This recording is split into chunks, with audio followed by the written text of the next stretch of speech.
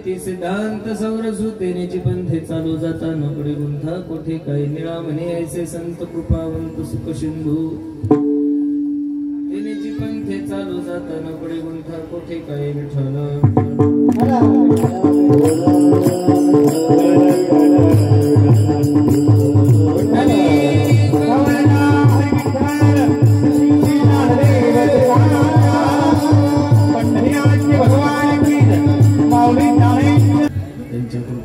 कथेचा विस्तार बाबाजी सद्गुरुदास तुका अलंकापुरी रमेश महासनस्थम पदांभोज तेजस प्रदेशम विधेंद्रादि देवे सदास्तु इमानं समतिस्तु मुक्तिं भजे ज्ञानदेवं नमो ज्ञानेश्वरा नमो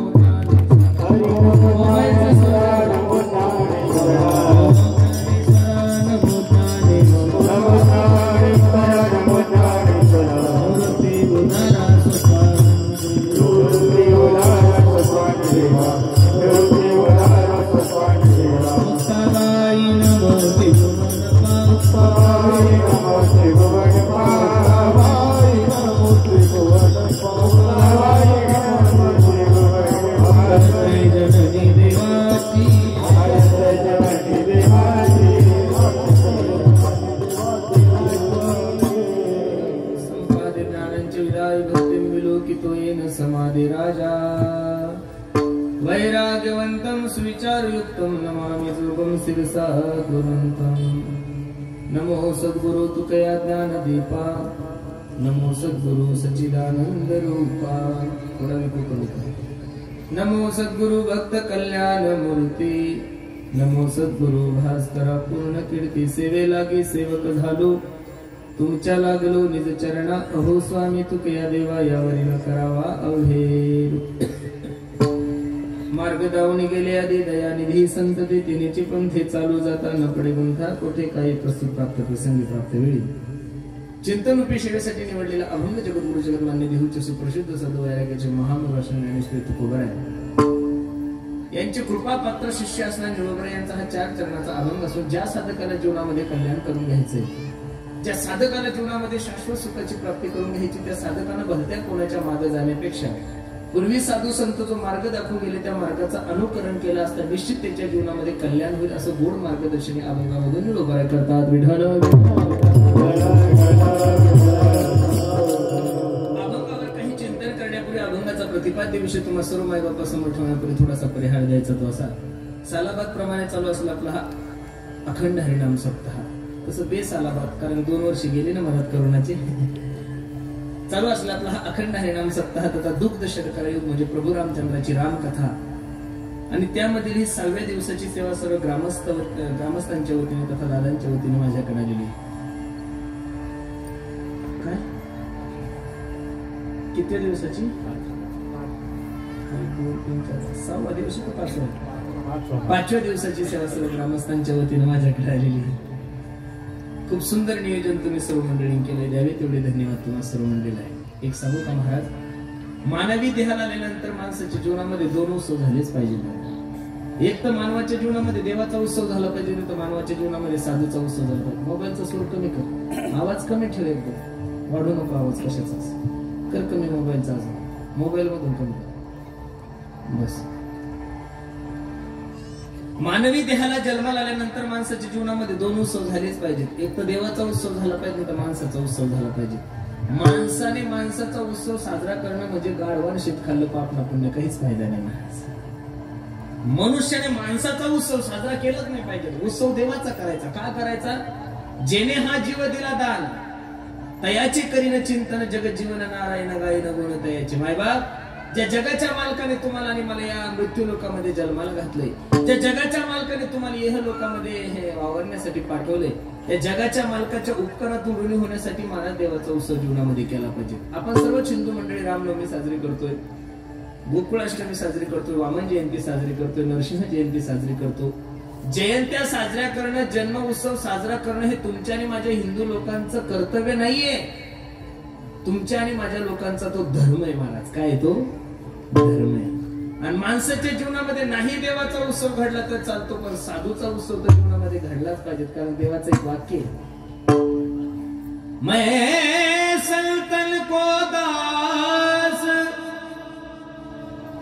संत मेरे विकू नको जास्त मुकुटमणी मी संतांचा दास आहे आणि संत माझे मुकुटमणी.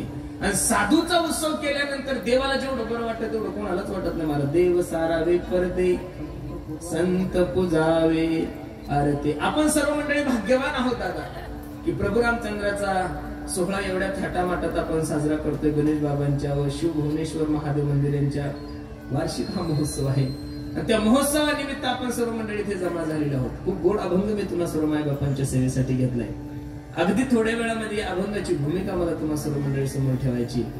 आज बाबासाहेब आंबेडकरांचा जन्मदिवस असल्यामुळे तोही उत्सव मोठ्या थाटामाटात चालू आहे. त्याचा काही आपल्याला तसा विक्षेप नाही. आता सर्व बहुतांशी मिरवणुका सगळ्या संपत आलेल्या आहे. विठ्ठल विठ्ठल विठ्ठल विठ्ठल माझे निळोबराय जगद्गुरु तुकोबरायचे कृपापात्र शिष्य होते माझे निळोबराय महाराज. गुरु कसा असावा शिष्य कसा असावा याचं मूर्तिमंत उदाहरण म्हणजे माझे निळोबराय आणि तुकोबराय.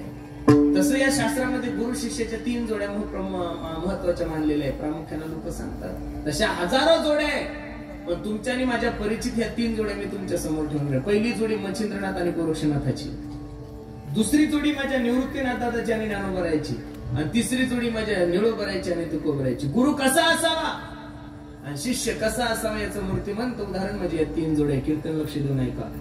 गुरुचे लक्षण सांगत असताना कबीर बाबा खूप गोड वर्णन करतात. काय सुंदर आहे ऐका. गुरु तो ऐसा चाहिए जो शिष्य को कुछ ना मांगे, लेकिन शिष्य तो ऐसा चाहिए जो गुरु को सब कुछ दे डाले.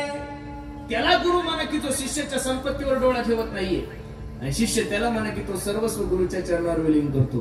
पण 2022 मध्ये बहुतांश असे गुरु शिष्य पाहायला भेटत नाही होते बघा. गुरु एवढे गदडे झाले की शिष्य भेटला त्याला कापायचंच करत.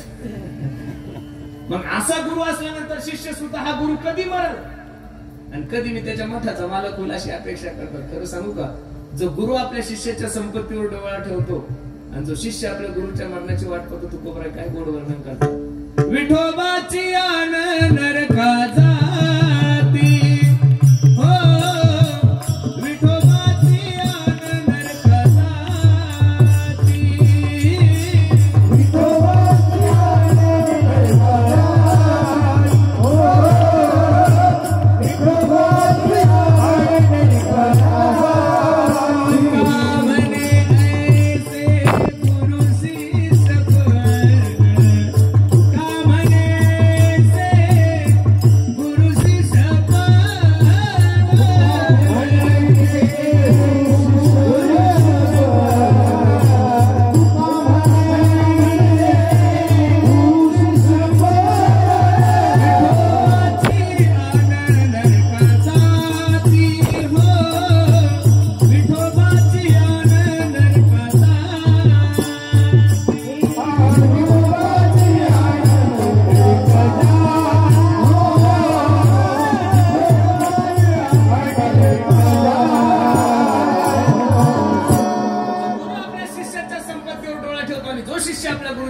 वाट पाहतो. तुकोबरायची भाषा खूप गडक आहे महाराज. तुकोबराय सांगतात विठोबाची आन नरका जाती. मला तरी वाटतं या महाराष्ट्राच्या मातीमध्ये माझे तुकोबराय जेवढे स्पष्ट बोललेले तेवढे कोणीच बोललेली महाराज. अख्खाच्या अख्खा गाथा वाचा माझ्या तुकोबरायचा. तुकोबरायने जीवनामध्ये गाढवाला कधी घोडं म्हणलेच नाहीये. जगद्गुरु तुकोबराय गाढवाला गाढवच म्हणले, घोड्याला घोडच म्हणलेले. विढाला विढाला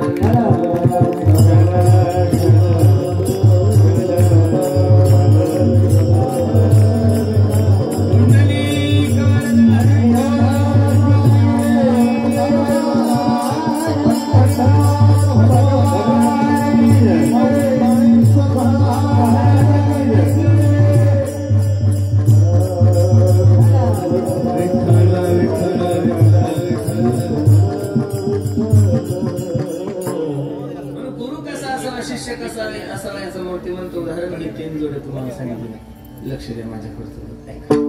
पहिली जोडी मच्छिंद्रनाथ आणि गोरक्षनाथाची.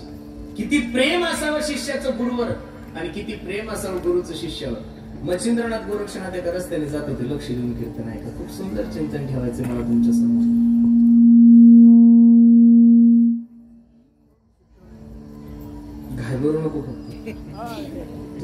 घाबरला की प्रॉब्लेम होणार. ताण नको घेऊ, मी काही बोलत नाही तुला, काही टेन्शन नको. घरचा माणूस आहे तू, ताण नको. ते थोडं कमी करावं आणि गोड कर थोडा. विठाला विठाला विठाला.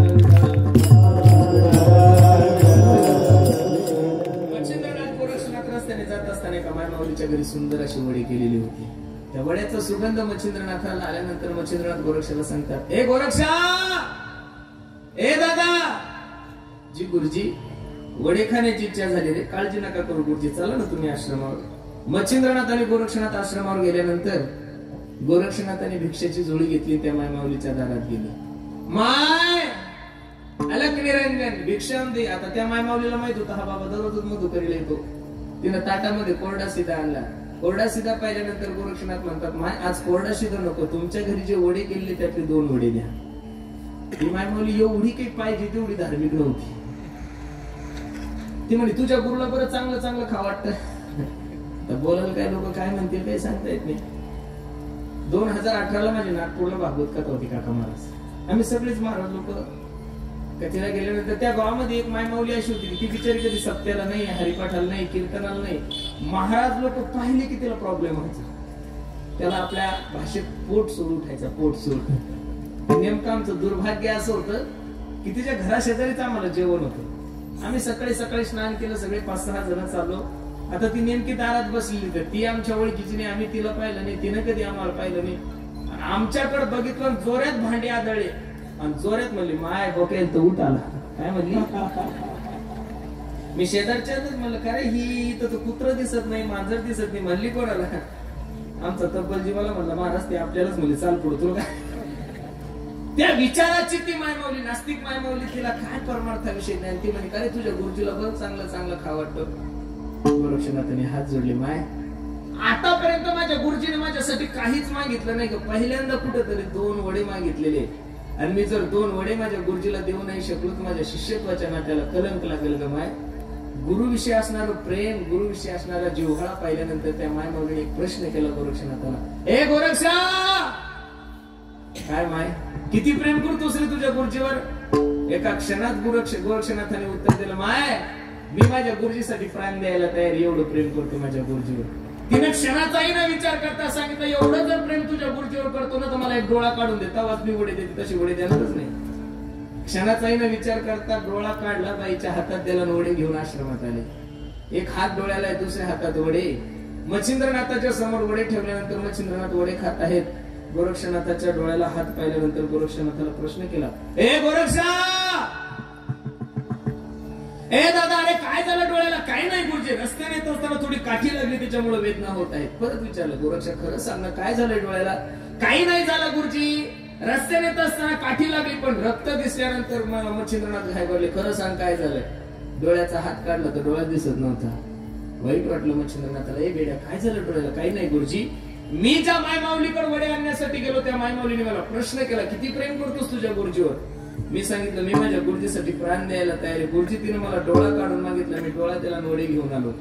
मच्छिंद्रनाथाच्या डोळ्याला धारा लागल्या. वेड्या, पागल आहे का तू? 2 वड्यासाठी डोळा काढून दिला? गोरक्षनाथाच्या डोळ्याला धारा लागल्याने गोरक्षनाथ मच्छिंद्रनाथाला सांगतात, गुरुजी त्या मायमाऊलीने 2 वड्यासाठी फक्त मला डोळाच काढून मागितला होता. तुमच्या 2 वड्यासाठी जर तिने मला मान कापून मागितली असती तरी सुद्धा मी तुमच्यासाठी दिली असती. एवढं प्रेम करतोय गुरुजी मी तुमच्या. लक्ष देऊ ऐका, ज्या गुरुसाठी शिष्य डोळा काढून देतो तो गुरु काही तुमच्या माझ्यासारखा ठेकडे धरणारा गुरुजी तर नसेलच. मच्छिंद्रनाथ होते, कमंडलूतलं पाणी हातात घेतल्याबरोबर जसं डोळ्यावर टाकलं की डोळा जसाच तसा झाला. फक्त बसणाऱ्या मुलीला माझी विनंती, बाबा हे फक्त कीर्तनात ऐका, प्रॅक्टिकली करून पाहू. एखादा येईल म्हणून त्या डोळा महाराज जाईल, डोळा जाईल, आंधळे असाल बरं. एवढे पॉवरफुल लोक राहिले नाही आता. विठ्ठल विठ्ठल कुंडली गवळदार विठ्ठल श्री ज्ञानदेव.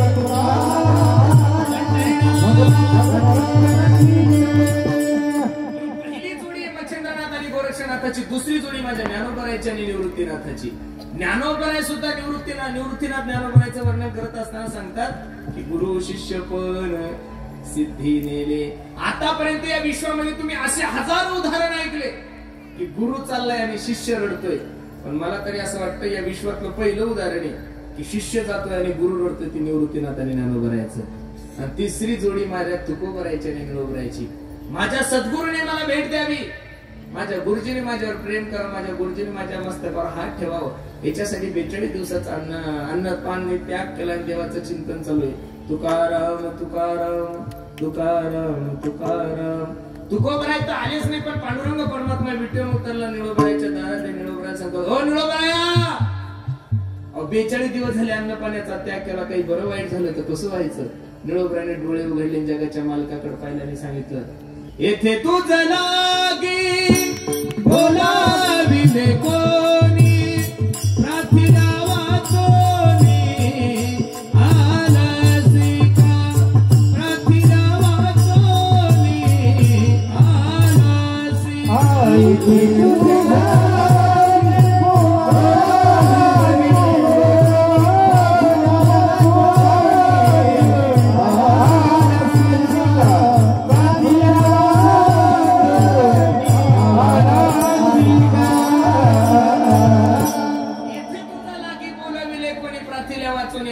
देवा तुला शास्त्र कळतंय का? अरे तू देवी ना. काही ठिकाणी आमंत्रण असल्याशिवाय माणसाने जात जाऊ नये, काही ठिकाणी आमंत्रण असल्याशिवाय जात जाऊ नये, काही ठिकाणी आमंत्रण असलं तरी जाऊ नये, आणि काही ठिकाणी आमंत्रणाची अपेक्षा पाहू नये. कोणाचं लग्न असेल, साखरपुडा असेल, कुंकवाचा कार्यक्रम असेल, बर्थडे असेल, तुम्हाला आमंत्रण असलं तरच जा. फुकटचं काय भेटतं म्हणून कोणाच्याही लग्नात पळू नका. आणि काही ठिकाणी आमंत्रण असलं तरी जाऊ नका. तुम्हाला कोणी फुकट धाब्यावर घेऊन जात असेल जाऊ नका. तुम्हाला कोणी फुकट तमाशाला नेत असेल जाऊ नका. एका ठिकाणी आमंत्रणाची अपेक्षा पाहू नका. हा धर्म मंडळ मला नारदाच्या गादीवर सांगा वाटतं, महाराज स्वाभिमानानं सांगतो आणि अभिमानानं सांगतो. या विश्वाच्या पाठीवर एक व्यासपीठ असेल, ती ही नारदाची गादी. महाराज इथं कोणत्याही प्रकारची समाजाची दिशाभूल केल्या जात नाही, म्हणून लोक प्रेमाने एवढं कीर्तन ऐकतात. त्याचं कारण असेल, मी कीर्तनकार असो, माझ्यापेक्षा छोटा असो का माझ्यापेक्षा मोठा कीर्तनकार असो, आतापर्यंत या महाराष्ट्राचा इतिहास आहे महाराज, की आतापर्यंत कोणत्याच कीर्तनकारांनी तुम्हाला कधी दारू प्यायचं ज्ञान सांगितलं अजिबात नाही महाराज. कधी वाईट वागायचं अजिबात नाहीये. या सगळ्या गोष्टी सोडा, हे संप्रदायातल्या लोकांनी सांगितलेले. मी खरं सांगू का, अजून एक गोष्ट मला सांगावीशी वाटते, की या महाराष्ट्रावर सर्वात जास्त जर उपकार कोणाचे असतील तर माझ्या ज्ञानोबराय तुकोबरायचे महाराज. हा समाज संघटित ठेवण्याचं काम ज्ञानोबराय तुकोबरायने केलेलं आहे. मला कधी कधी हसू येतं. आता आमदार साहेबच पुढे बसलेले, त्याच्यामुळं एक विषय आठवला म्हणून तुम्हाला सांगतो. देशातले जेवढे काही राजकारणी आमदार साहेब, ते माईक हातात घेतल्यानंतर त्यांच्या भाषणाची सुरुवात कशी करतात माहितीये का? हा महाराष्ट्र डॉक्टर बाबासाहेब आंबेडकरांचा आहे. मान्य, एवढं चांगलं काम केलंय त्या व्यक्तीने, म्हणून तर आज भारत त्यांचा उत्सव एवढ्या थाटामाटात साजरा करतोय. बरोबर आहे का नाही? हा महाराष्ट्र शाहू महाराजांचा आहे, हा महाराष्ट्र डॉक्टर बाबासाहेब आंबेडकरांचा आहे, हा महाराष्ट्र सावित्रीबाई फुलेंचा आहे, हा महाराष्ट्र ज्योतिबा फुलेंचा आहे. माझा असंही एक राजकीय लोकांना प्रश्न आहे की डॉक्टर बाबासाहेब आंबेडकर जन्माला येण्याच्या अगोदर, सावित्रीबाई फुले जन्माला येण्याच्या अगोदर, शाहू महाराज जन्माला येण्याच्या अगोदर, ज्योतिबा फुले जन्माला येण्याच्या अगोदर हा महाराष्ट्र माझ्या ज्ञानोबराय तुकोबरायचा होता. हे तरी कधीतरी एखाद्या वेळी भाषणातून बोलत. कारण जगद्गुरु तुकोबरायचा जर गाथा वाचला ना महाराज, तर संसार कसा करायचा याची अक्कल सुद्धा तुकोबराने गाथ्यातून दिलेली आहे. ज्ञानोबरायची जर ज्ञानेश्वरी वाचली तर तुम्हाला सगळं ज्ञान. योजना सगळ्या आमच्याचे, फक्त नाव बदललेले महाराज. खरं सांगतो तुम्हाला, या समाजाला संघटित ठेवण्याचं काम, या समाजाला एका छत्राखाली आणण्याचं काम. लोकांना आता वाटतंय समान नागरिक कायदा झाला पाहिजे, लोकांना आता वाटतंय, पण खरं सांगू का, पहिला समान नागरिक कायदा माझ्या ज्ञानोबरायने 700 वर्षापूर्वी पारित केलेला आहे. हो, तुम्ही जर पंढरपूरला दर्शनाला गेले ना दादा, तर पहिलं दर्शन तुम्हाला चोख उभरायचं घ्यावं लागतं. चोख उभरायचं दर्शन झाल्याशिवाय पांडुरंगाचं दर्शन पावत नाही. हो, दुसरं दर्शन तुम्हाला नामदेवरायचं घ्यावं लागतं. नामदेवराय जातीला शिंपी होते. पांडुरंगाच्या गाभाऱ्याच्या अगोदर एका मायमाऊलीची समाधी जुनारे कान्होपात्रा, एका वेश्येची मुलगी होती. बसणाऱ्या मायबापाला माझा प्रश्न आहे, जो वारकरी संप्रदाय वेश्येच्या मुलीला खांद्यावर घेऊन चालतो, तो संप्रदाय जातीवाद करल तरी कसं महाराज? हे सगळं जर ठेवलंय ना महाराज, हे माझ्या साधू संतांनी ठेवलेले. म्हणून खरं सांगू का, या जगामध्ये सर्वात मोठे उपकार जर कोणाचे असेल तर फक्त आणि फक्त माझ्या ज्ञानोबराय तुकोबरायचे. विठ्ठल विठ्ठल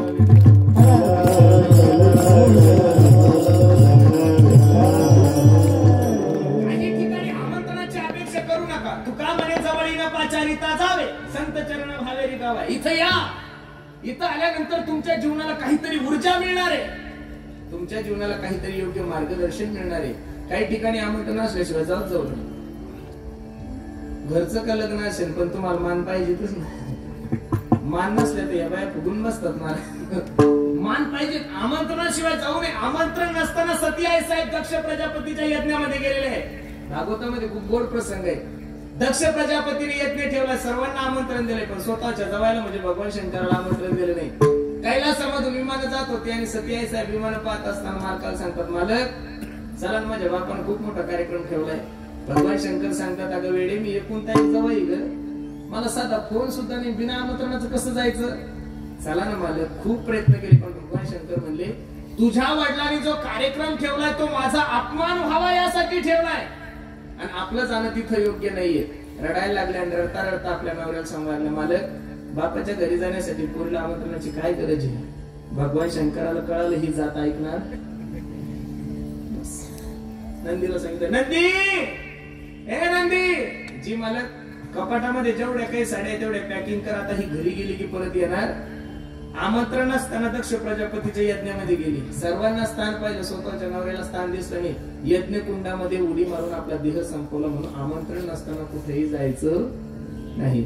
दोन मित्र होते राम आणि श्याम नावाचे. एकदम आळशी होते महाराज, एवढी आळशी की त्यांना दुसरं कामच नव्हतं. घराशेजारी मंगल कार्यालय होतं. तुळशीचं लग्न लागल्यापासून तर मिरगाचा पाऊस पडेपर्यंत दोघांचं एकच काम, फक्त पंक्ती जोडायचं. सकाळी सकाळी मस्त इन करून कपडे बिपडे घालायचे. कोणी विचारलं कोणीकडचे, एकाने सांगायचे नवरीकडचे आणि दुसऱ्याने सांगायचं नवरदेवाकडचे. बघता काय माझ्याकडे नवरीकडचे नवरदेवाकडचे म्हणून या 4 महिन्याने फुकट खाल्लं हो. एक दिवस सकाळी सकाळी पंगत चालू होती. पंक्तीचा मालक म्हणत होता, ए अरे कोण आहे रे तिकडं, ए अरे पकड घे, ए अरे अरे चपाती. अपरिचित चेहरे पंक्तीत पाहिल्यामुळे पंक्तीचा मालक मला, कुठले तुम्ही. आता यांचा दररोजच नेहमी. त्यातलं एक म्हणलं नवरीकडचे. याला वाटलं चुकलं काय, पण दुसरं म्हणलं नवरदेवाकडे. चल उठ म्हणे. ओट ओट ओट. आपण झालं का. चल उठ म्हणे. चल हो बाहेर. अरे पण झालं काय सांगशाल का नाही. तो पंक्तीचा मालक सांगत होता, बावळ्या हो माझ्या बापाच्या वर्ष श्राद्धाची पंगत आहे, नवरीकडची नवरदेवाकडची कशी आमंत्रण असताना गेली. निळोबराय देवाला सांगतात, अरे तू देव येणार आहे, तुला कळतं का काही. आमंत्रण असताना आला. परत निळोबराय डोळे लावले. परत चिंतन सुरू केलं, तुकाराम तुकाराम तुकाराम तुकाराम.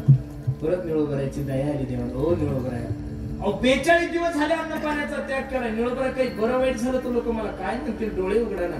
पहिल्यांदा सांगितलं तुला बोलवलं कोणी आणि दुसऱ्यांदा निळोबराय काय म्हणतात ऐका. निळा म्हणे आम्ही नवळखोची देवा, निळा म्हणे आम्ही नवळखोची देवा, निळा म्हणे आम्ही नवळखोची देवा, निळा म्हणे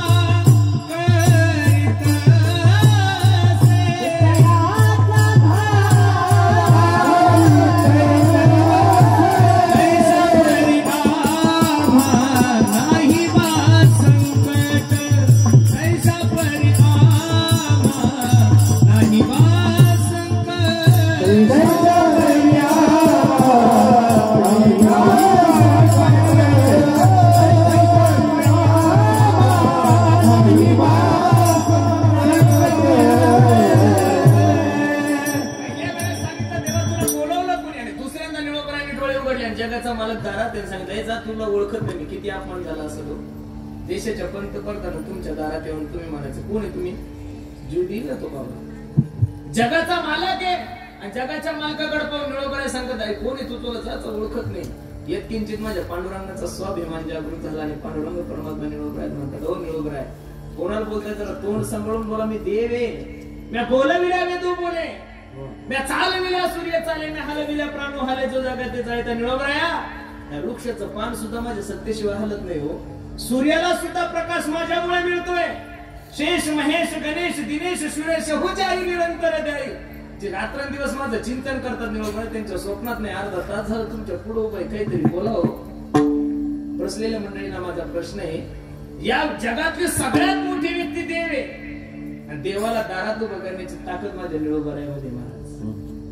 म्हणून निळोबाराय तुम्हाला आणि मला कल्याणाचा मार्ग सांगतात. प्रत्येकाला असं वाटतंय माझ्या जीवनामध्ये कल्याण व्हावं.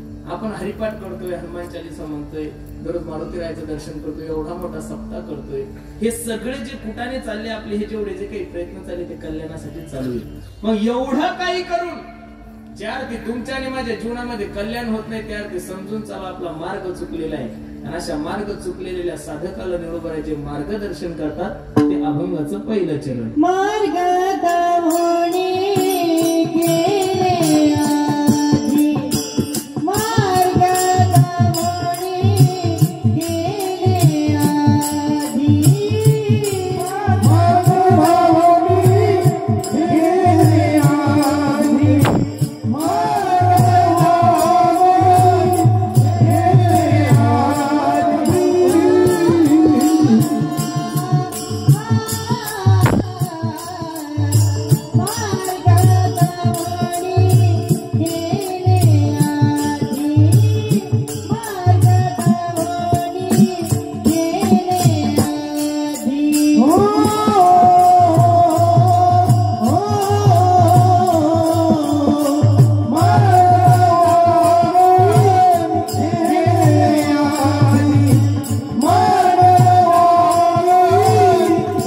गेले आधी.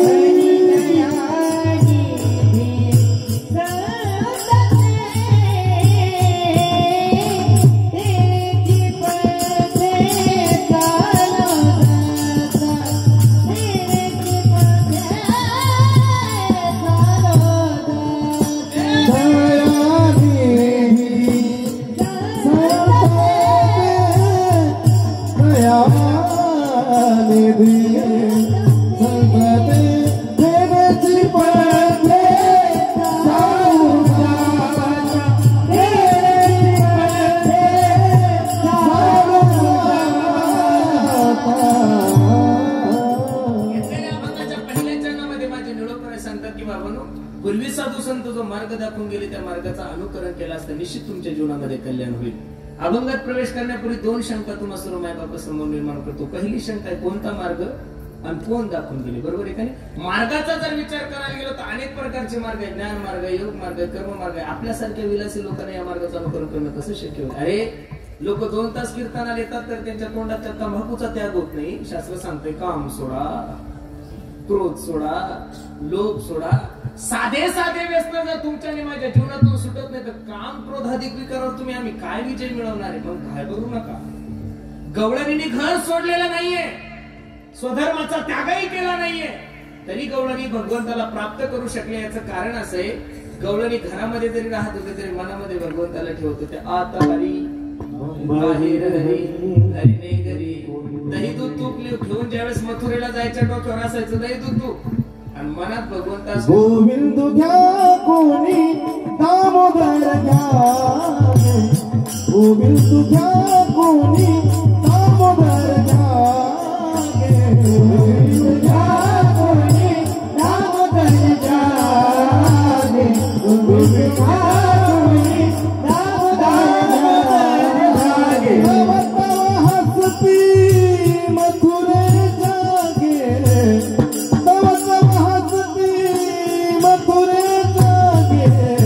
गोविंद घ्या कोणी दामोदर घ्या, गोविंद घ्या कोणी दामोदर घ्या, गोविंद घ्या कोणी दामोदर घ्या, गोविंद घ्या कोणी दामोदर घ्या.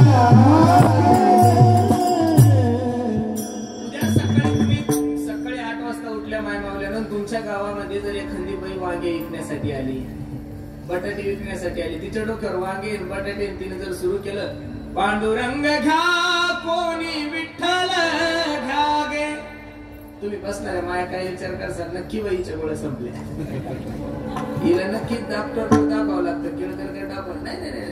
ज्यांचं मनामध्ये देव आहे तुमच्या मुखातून दुसरं काय येणार आहे महाराज, लक्ष देऊ नाही का? म्हणून बाकीचे साधन तुम्हाला शक्य नाहीये. एक माणूस म्हणजे आम्ही योगाचं अनुकरण करू, कसं काय करणार आहे तुम्ही? योगाचं वर्णन करत असताना ज्ञानोबराय सांगतात, पाहे पा लोहाची आचने जे गोचरी पडती खाणे ते पोट भरणे की प्राणी शुद्धी. म्हणून एखादा बोचरा म्हातारा असेल ज्याच्या तोंडात दात नाही त्याला आपण बोचर म्हणतो, आणि त्या बोचऱ्या म्हाताऱ्याला जर लोखंडाचे चणे खायला दिले ते जगल का महाराज? किती योग अवघड आहे. म्हणून योगाच्या वाटा जे निघाले का सुखटा आता या दुःखाची वाटा भागाला. ज्ञानोबराय सांगतात, माझे ज्ञानोबराय योग्यांची माऊली होते हो, योगांचे नाथ होते. पण योगाचं खंडन करत असताना योग याग विधी येणे नोहे सिद्धी वायाची उपाधी धम्म. ठीक आहे महाराज, योग अवघड आहे. मग काही म्हणतील आम्ही ज्ञान संपादन करू. आमच्या निवृत्तीबाचा पकवाज ऐकल्यानंतर तुमच्या बदनापूरच्या एखाद्या म्हाताऱ्याला असं वाटेल काय दरवर्षी निवृत्ती बोलवायचं आपण शिकू, जमत नाही बरं ते म्हातारपणात. तर तरुणपणात घासावं लागते, दगडात नाही, आळंदीत जावं लागतं, अभ्यास करावा लागतो. एवढ्या सहजासहजी कसं होईल हो महाराज? तुम्हाला सांगू, जगात सगळ्यात सोपं काहीच नाहीये महाराज. एवढ्या सहजासहजी ना तुम्ही राजकारणी होऊ शकतात, सहजासहजी ना तुम्ही महाराज होऊ शकतात, सहजासहजी तुम्ही काहीच होऊ शकतात, काहीच होऊ नाही शकत. इथं जेवढ्या काही मायमावले आलेले आहे, मायमावल्याला माझा प्रश्न आहे, माया हो खरं सांगा, तुमचं लग्न झाल्याबरोबर दुसऱ्या दिवशी तुम्हाला लगेच आजी म्हणतात का लोक? नाही नाही नाही. लग्न झाल्यानंतर तुम्हाला मुलगा व्हावा लागतो, तो मुलगा मोठा व्हावा लागतो, त्याचं लग्न व्हावं लागतं, त्याला मुलगी मुलगा झाला की मग ती तुम्हाला काय म्हणती? आजी. मग लग्न झाल्यानंतर जर तुम्हाला आजी होण्यासाठी 35-40 वर्ष लागते. परमार्थ एवढं सोपं नाही हो महाराज. लोकांना असं वाटतं नाही तुकाराम महाराज जरी म्हणले असं तुका म्हणे सोपे, फक्त तेवढंच आठवतंय. पण पुढे शहाणा तो धनी भक्ती तो कठीण शुळावरील पोळी निवडे तो पळी विरळा शिवळा. आता लोकांची मानसिकता काय झालेली माहितीये का? कष्ट न करता लोकांना श्रीमंत व्हावं वाटतं एक, कष्ट न करता लोकांना श्रीमंत व्हावं वाटतं एक, आणि अभ्यास न करता लोकांना ज्ञानी व्हावं वाटतं दोन. आणि ह्या गोष्टी जगामध्ये शिल्लक शक्यच नाहीये. तुम्हाला काहीतरी काळ घालावाच लागेल महाराज. बसणाऱ्या मायबापांना माझा प्रश्न आहे, साधं MBBS ची जर पदवी घ्यायची असेल तर 35 वर्ष अभ्यास करावा लागतो. तुम्हाला किती वर्ष करावा लागतो? PhD जर करायची असेल वयाचे 40 वर्ष अभ्यास करावा लागतो. पोलीस व्हायचं असेल तर तुम्ही छातीत आले पाहिजेत, उंचीत आले पाहिजेत, रनिंग मध्ये आले पाहिजेत, उंच उडीमध्ये आले पाहिजेत, लांब उडीमध्ये आले पाहिजेत, लेखीमध्ये आले पाहिजेत, प्रॅक्टिकली मध्ये आले पाहिजेत. 50,000 रुपयाचं नोकरी देत आहे सरकार, तर एवढे प्रतिबंध घालून दिलेले. माझ्या जगाच्या मालकाची कृपा करण्यासाठी वर्षातली वयातली 10 वर्ष नको का महाराज? तुम्हाला तर असं वाटतं एक राजूरची वारी पायी केली म्हणजे आपल्याला गबाळच सापडलं पाहिजे. एवढं सोपं नाही होते अजिबात. एवढं सोपं आहे का महाराज? ते अजिबात नाही महाराज. एवढं शक्य परमार्थामध्ये नाही हो. 14 वर्ष वाट पाहिली शबरीने. किती वर्ष वाट पाहिली? मातंग ऋषीने फक्त सांगितलं होतं, ए शबरी तुझी सेवा पाहून मी प्रसन्न आहे, काळजी करू नको, माझ्या जगाचा मालक तुला भेट देणार आहे. बिचारीने एवढं सुद्धा नाही विचारलं निवृत्ती दादा की कधी देणार आहे, कोणत्या वारी देणार आहे, कितव्या साली. नाही नाही नाही नाही, फक्त ऐकलं कानावर की माझा जगाचा मालक मला भेट देणार आहे. त्या दिवसापासून भेटीची तयारी सुरू केली होती. माझा जगाचा मालक या रस्त्याने येईल ना, मग तो रस्ता सारून घ्यायचा, त्याच्यावर फुलं आत राहायचे. 14 वर्ष वाट पाहिली महाराज. आपल्याला वाटतं एक वारी केली म्हणजे देव नाही. आणि तुमची आणि माझी परमार्थाची पद्धत बदलून गेली महाराज. आपण आवडीने परमार्थ करत नाही, सवडीने करतोय. आणि परमार्थ हा आवडीने सांगितलेला, आवडीने भावे. तुम्हाला जसं पटतं तसं करताय तुम्ही. आणि बसणाऱ्या मंडळीला माझी विनंती, तुम्हाला पटतो तसा परमार्थ केला की ज्ञानोबराय सांगतात, मनोमार्गे गेला तो तिथीची. तिथे जेवढे काही मायमावले आलेले आहे मायानो, आपल्या नवऱ्याला आवडतं तसं जर बायको वागली तर नवरा प्रसन्न होतो. हा संसाराचा नियम आहे. आपल्या नवऱ्याला जसं आवडतं तसं जर पत्नी वागली तर नवरा प्रसन्न होतो. हा संसाराचा नियम आहे. तसं देवाला आवडतो तसा भक्त जर वागला तर देव प्रसन्न होतो. हा परमार्थाचा नियम आहे. विठ्ठल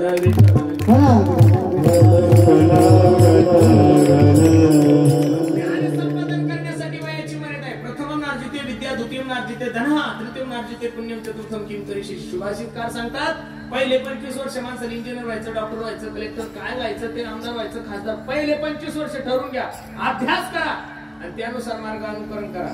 25 ते 50 ढिलं पडायचं नाही, फक्त पैसा कमवायचा. द्वितीय नार्जिते धन, हा 50 पर्यंत माणसाला पैसा कमवायचा. दिवसातून 5-5 जरी कीर्तन करायचे काम पडले तरी चालतं, ढिलं. पण पैसा सुद्धा कमवत असताना तुकोबराने प्रत्येकाला एक बाण ठेवून दिलाय, जोडोनिया भोला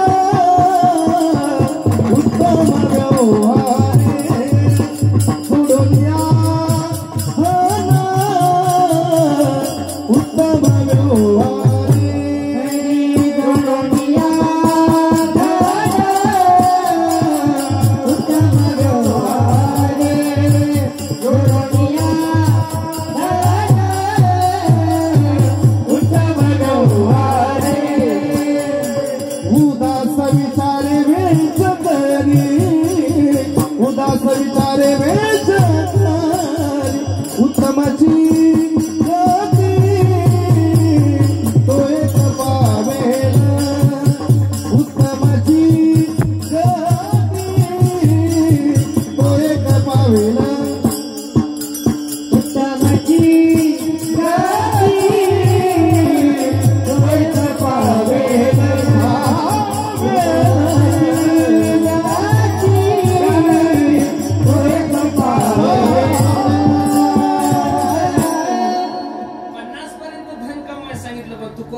सांगितलं जोडून या धन तुम्ही अनिष्ट मार्गाने किती जरी धन कसंही कमवा महाराज मला एक सिंपल व्यवहार तुम्हाला सांगायचा तुम्ही कितीही धन कमवा कितीही कमवा पण तुम्ही मेल्यानंतर तुमच्या पत्रिकेवर नाव काय असतं माहितीये का वैकुंठवासी अमुक तमुक यांचं निधन झालं बस एवढं जरी कळलं तरी खूप झालं तुम्हाला तुम्ही पार आसाम मध्ये जमीन घेऊन ठेवा नाही तर दुबईला जमीन घ्या काही नाही महाराज शेवटी काय नाही शेवटी तुम्ही मेल्यानंतर एवढंच म्हणू शकतात अमुक तमुक यांचं निधन झालंय काय झालंय निधन झालंय आणि काय माहितीये का नको त्या गोष्टीसाठी माणसाला वेळ वाया घालायची सवय झाली हो एका माणसानं 10 कोटी रुपयाचा बंगला बांधला साहेब खूप मोठा बंगला बांधला आता 10 कोटीचा ज्याचा बंगला आहे त्याला काय कमी असेल मला 10,000 लोकसंख्येचं गाव त्याला दौंडी दिली गावात ऐका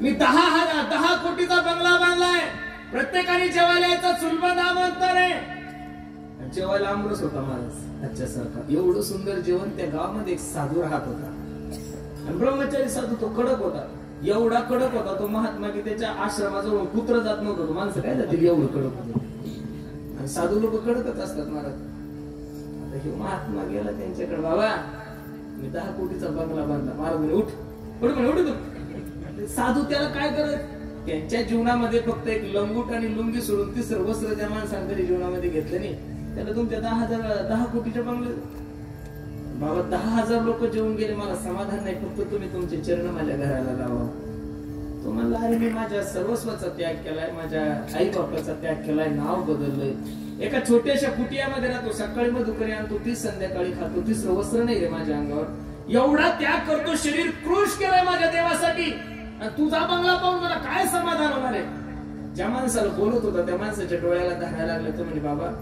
तुम्ही जर माझ्या घरी नाही आले तर मला समाधान नाही पाहत आता साधूचा राग येतो साधूच्या रागवण्या सुद्धा माणसाचं कल्याण आहे दादा आणि साधूचा राग म्हणजे पाण्यावरची रेग असते साधूचा राग म्हणजे कसा पाण्यावरची रेग तुमचा माझा राग म्हणजे काळ्या दगडावर पांढऱ्या खडून मारलेले रेग साधूच्या रागवण्या सुद्धा माणसाचं कल्याण आहे आपण गोड जरी बोललो तर समजून चालायचं 2-3 लाखाला चुनाला म्हणजे लांब साधू गाडीत बसले बंगल्यावर गेले आता सांगू लागला तो महाराज हा पहिला मजला आहे माझ्या छोट्या भावासाठी हा दुसरा मजला आहे माझ्या मध्य भावासाठी हा वरचा मजला आहे माझ्यासाठी साधूला खुर्चीवर बसवलं त्यानं बायकोला आवाज दिला ए अगं ऐकलंस का ग बाबाजी आले काहीतरी घेऊन आता तिने एका वाटीत काजू बदाम वगैरे सर्व फ्रुट्स वगैरे आणले सगळं खाल्लं महात्म्याने महात्माच्या खुर्चीवर बसले त्या खुर्चीच्या मागे एका जगाचा नकाशा होता महाराज एक कॅलेंडर सारखा असतो तो छोटासा त्या जगाचा नकाशा महाराजांच्या खुर्चीच्या मागे लावलेला होता महाराजांनी त्या घर मालकाला बोलवलं हे बाळा इकडे ये रे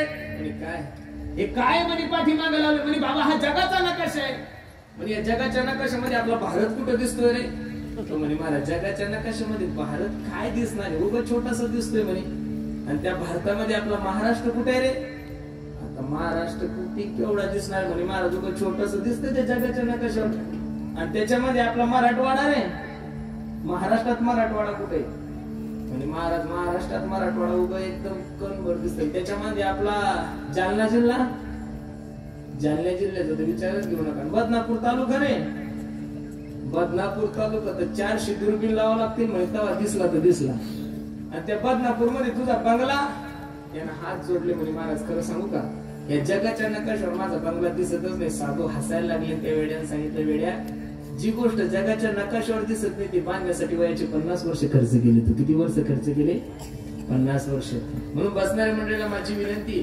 ज्या ज्या वेळेत ज्या त्या वेळेत त्या त्या गोष्टी झाल्याच पाहिजेत 50 पर्यंत धन कमवा 50च्या नंतर माणसाने संन्यासच घेतला पाहिजे 50च्या नंतर शहाण्या माणसानं घरात लक्ष देऊ तृतीय अर्जिते पुण्य मी ते याच्या पुढे जाऊन सांगतो तुमचे पोरं तुम्हाला घराच्या बाहेर काढून देऊ तर घरात राहूच नका विठ्ठल.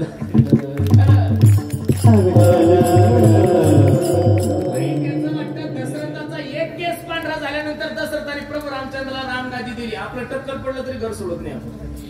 घरचे म्हणतात वाईला घेऊ तरी हे घर सोडत नाहीये.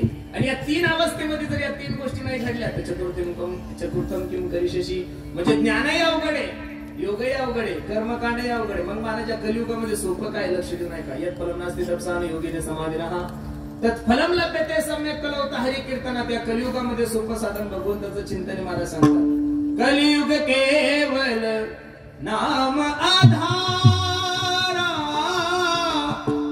सुमिर सुमिर नर उतरही पारा. कधी देवाचं चिंतन करणार आहे तुम्ही.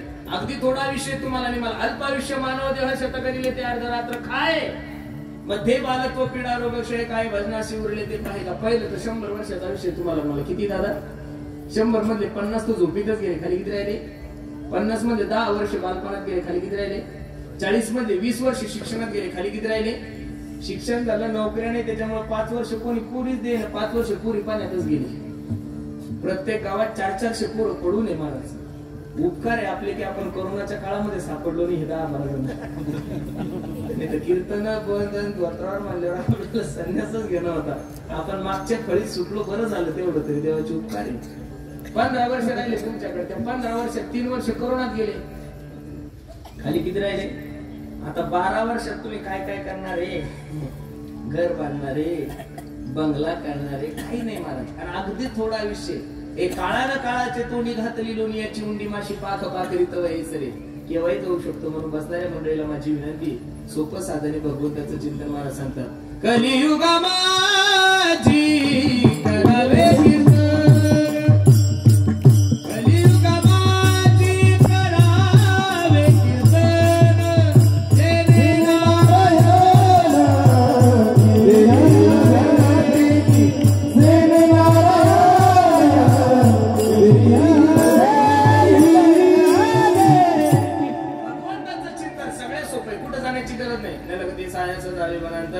कामामध्ये काम काही म्हणा. राम राम जाईल भवश्रम सुख होईल दुःखाची कवाई म्हणा. हरी बोला देता हरी बोला घेता उठता बैसता हरी बोला. देवाचं चिंतन म्हणजे पेढा आहे महाराज. देवाचं चिंतन म्हणजे काय. पेढा आहे. पेढा रागात जरी खाल्ला तरी गोडच आहे. पेढा रडत रडत जरी खाल्ला तरी गोडच आहे. पेढा झोपेत जरी खाल्ला तरी. हरी बोला भांडता हरी बोला सर्व कार्य करिता. आणि वेळ आहे तोपर्यंत तुम्ही सर्व मंडळी भाग्यवान आहे महाराज. तुम्ही ह्या रामनवमीला जिवंत आहे असं समजाय देवाने तुमच्यावर केले उपकारच. तुम्ही सगळ्यांनी देवाच्या आता हनुमान जयंती आली आता 2-3 दिवसानं, उद्या का परवा दिवशीची. तुम्ही सकाळी उठल्यानंतर हनुमंतराय समोरचा नाक रगडा. देवाने उपकार केले तुमच्यावर की तुम्हाला मला एवढ्या ह्या वातावरणामध्ये जिवंत ठेवलं. नाही तर उन्हाळ्याच्या दिवसात जसे लिंबाच्या लिंबुळ्या पडतात ना टप टप टप टप टप टप, त्याच्यापेक्षा जास्त लोक मेलेले. मग अशाही परिस्थितीमध्ये देवाने तुम्हाला जिवंत ठेवलं. कशासाठी. धुळे फोडण्यासाठी नाही, राजकारण करण्यासाठी नाही. आता फक्त उर्वरित आयुष्य देवाचं चिंतन करायचं. उरले ते हरी. मग आता आहे त्या वेळेमध्ये देवाचं चिंतन करणार. बाबा सांगतात करा रे बापानो साधन हरीचे. करा रे बापानो साधन हरीचे. करा रे बापानो साधन हरीचे. करा रे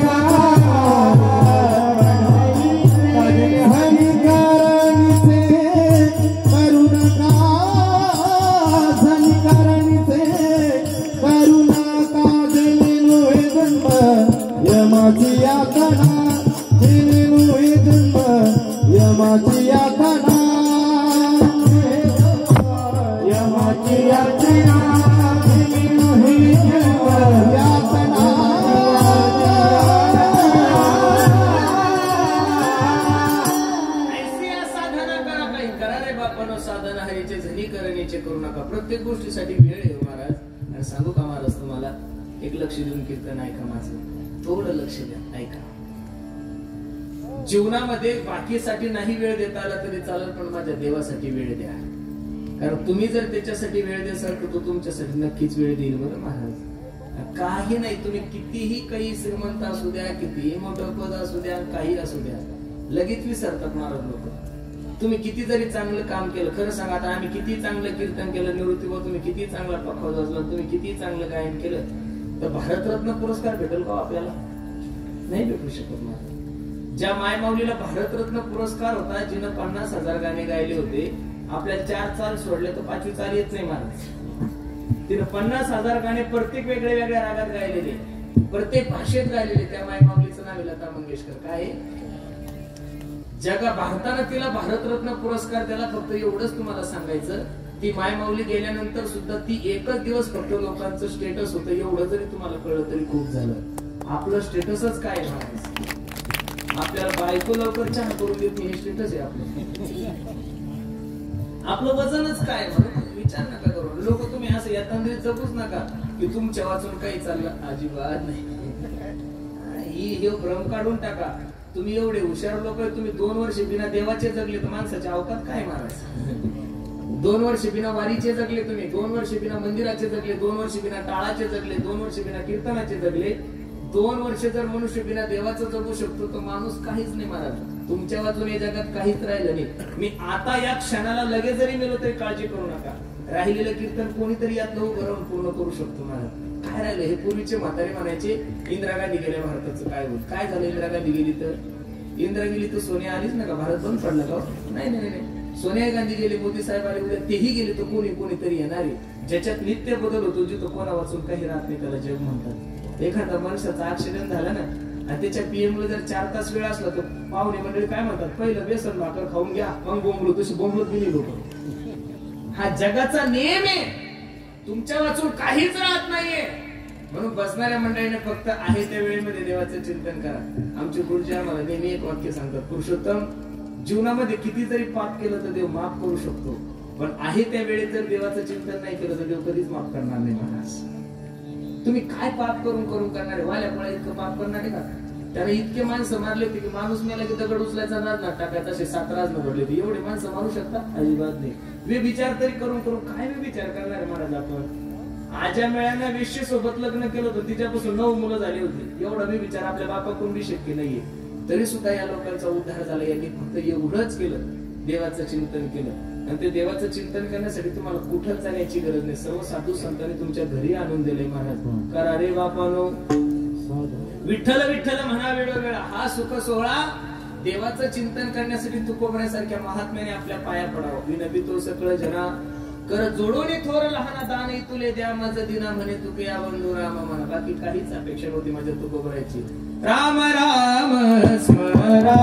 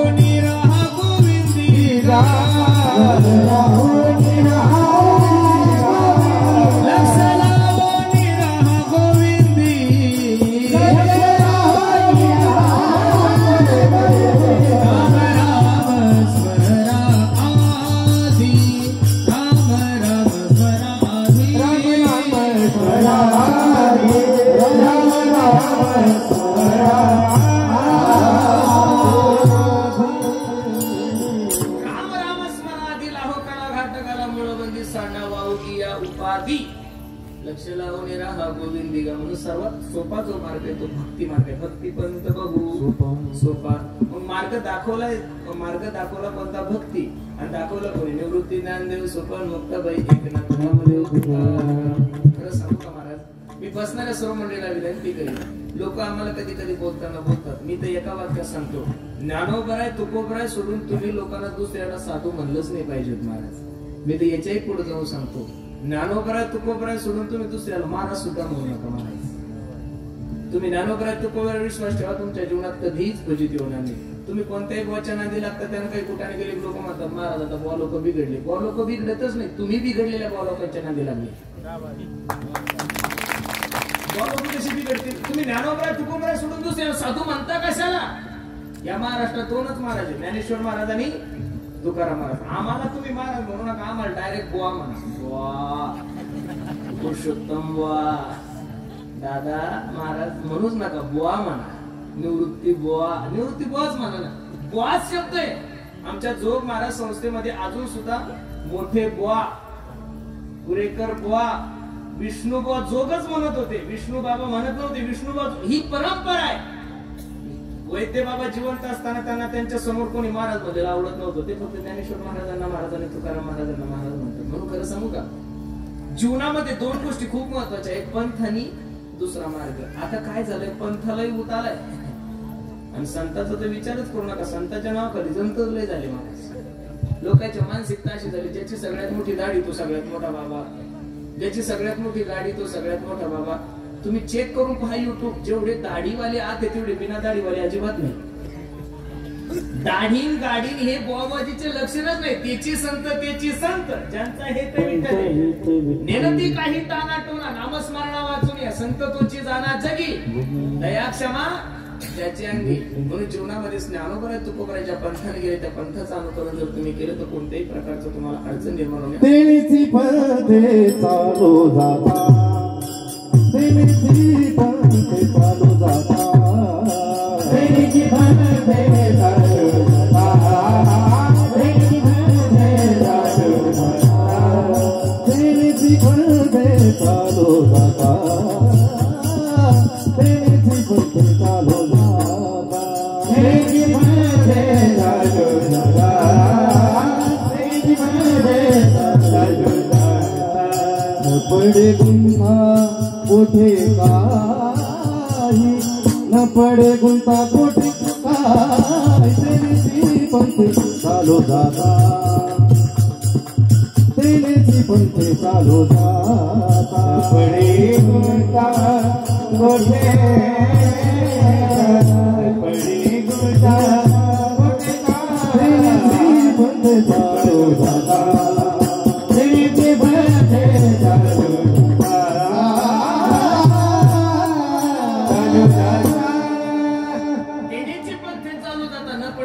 कोठे काय. वारकरी संप्रदायातले साधू ज्या मार्गाने गेले, ज्या पंथाने गेले, त्या पंथाचं अनुकरण करा.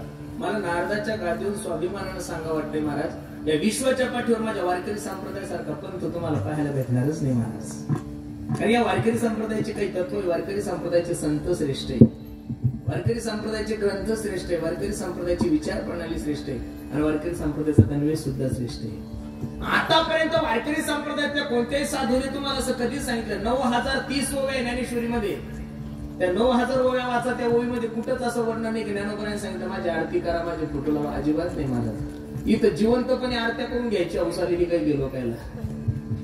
जिवंतच असतो हा तरी लोक ऐकून आरत्या करून घेतो. अजिबात नाही. 4500 अभंग आज तुमच्या आणि माझ्या हातात आहे. एक अभंग मला असं दाखवा की त्या अभंगामध्ये माझ्या तुकोबरात तुम्हाला सांगितलं माझा फोटो लावा. अजिबात नाही. त्यांनी अभंगामधून एवढंच सांगितलं विठोबासी शरण जावे. त्यांनी फक्त भगवंताला सर्वस्व मानलंय आणि ते जीवनभर सेवक राहिले. ज्यांनी देवाला देव मानलं, सेवक राहिले, ते अजरामर झाले. आणि ज्यांनी देवाला मागं केलं, स्वतः देव झाले, ते जेलमध्ये गेले, अजून बाहेर नाही आले. म्हणून कीर्तन लक्ष देऊन ऐका. देव देवाच्या ठिकाणी, साधू साधूच्या ठिकाणी. म्हणून वारकरी संप्रदायाचे संत श्रेष्ठ. मला वाईट वाटतं, विशेष वाटतं. त्या दिवशी निवृत्तीवाचा माझा विषय झाला. जगात किती फेमस माणूस असू द्या, 2-4 दिवस लोक त्याची आठवण करतात महाराज. पण आज 700 वर्ष झाली ज्ञानोबराय अजून कोणच विसरले नाही. तुकोबराय प्रत्येकाच्या हृदयामध्ये. याचं कारण असं आहे त्या लोकांनी जीवन खूप चांगलं जगले.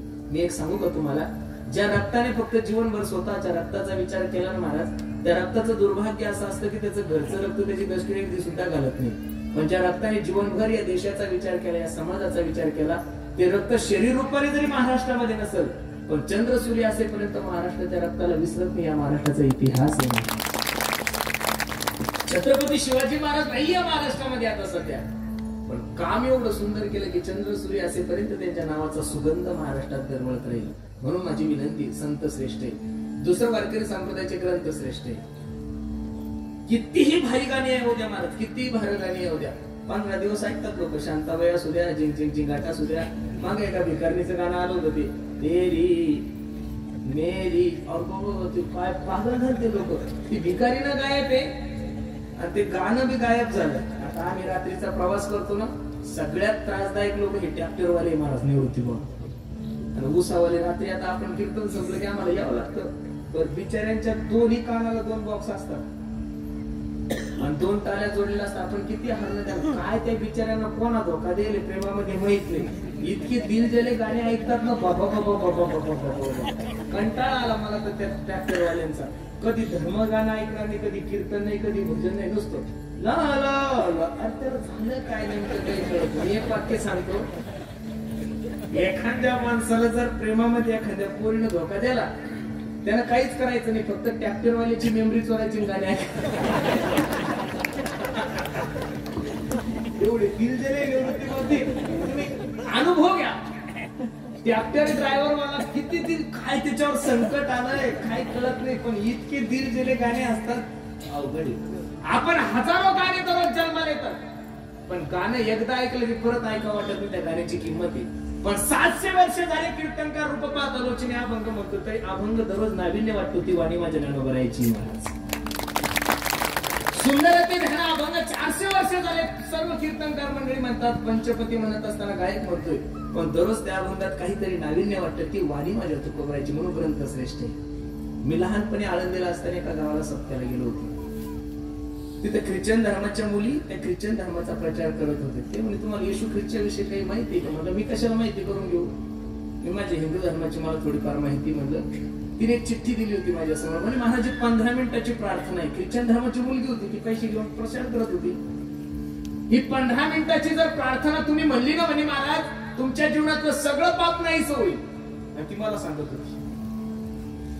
मी म्हणलं कसं की ताई, इथं बसवलं आणि मी आत गेलो. एक ज्ञानेश्वरी होती छोटी माझ्याकडे, ती ज्ञानेश्वरी घेऊन आलो, त्या पोरीला दाखवली. म्हणलं हे बघितलं का तू? काय ते म्हणे काय? म्हणलं ही ज्ञानेश्वरी. मला जाय आता, तुझं पाप नाहीच झालं. म्हणलं तुझी प्रार्थना म्हणायची ती चुकल्यावर परत प्रॉब्लेम येईल, नंतर माझं पाप नाहीच होईल. तू नुसती ज्ञानेश्वरी पाहिली तरी तुझ्या जीवनातलं पाप नाहीच होईल, एवढी ताकद ज्ञानोबा तुकोबाच्या ग्रंथामध्ये. आणि सर्वात महत्वाची गोष्ट वारकरी संप्रदायाची विचार प्रणाली श्रेष्ठ आहे. पहिला जातीवाद जर कोणी संपवला असेल तर माझ्या ज्ञानोबा तुकोबा. यारे यारे लहान थोर याती भलती नारी नर, करावा विचार न लगे चिंता गौनाची. खटनट यावे शुद्ध होऊन जावे, कवडी मिठी भावे सोखा मेरा, कवडी मिठी भावे सोखा मेरा, कवडी मिठी भावे सोखा मेरा. हा खटनट यावे शुद्ध होऊन जावे, कवडी मिठी भावे सोखा मेरा, कवडी मिठी भावे सोखा मेरा.